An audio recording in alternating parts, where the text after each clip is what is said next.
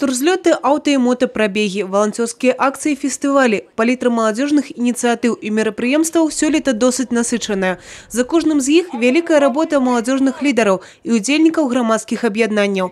Означать самых активных у передновогодние дни стало доброй традицией. Наши молодые люди представляли область и республику в целом на международной арене.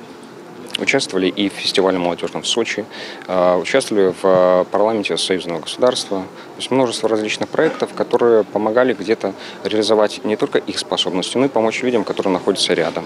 С каждым годом количество мероприятий, которые реализуются в рамках государственной молодежной политики, оно увеличивается. Радует то, что возникает все больше новых идей, креативных, как сейчас модно говорить, да?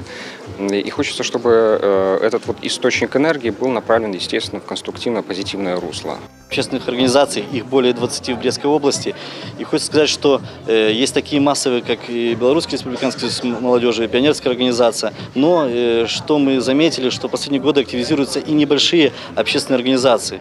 У зале молодежные лидеры из усей в области, среди них и Светлана Козлова. Если мы будем сидеть на местах, ничего, к сожалению, не будет. И если бы мы не были активными, целеустремленными, именно молодежь, наверное, я здесь бы не была сейчас.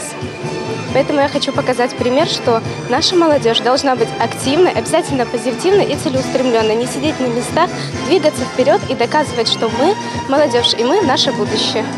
У розных номинациях у гэты дзень атрымалі ўзнагароду лідеры молодежного руху Брэшчыны. Сярод іх и наши коллеги, творчая команда программы «Ранішні эспрессо». Каждое утро 2,5 часа прямого эфира. И каждый день мы встречаем 2-3 гостей. Естественно, мы всегда очень рады видеть в студии прямого эфира программы «Утренний эспрессо» молодежь, которая активна, которая готова рассказывать о своих проектах.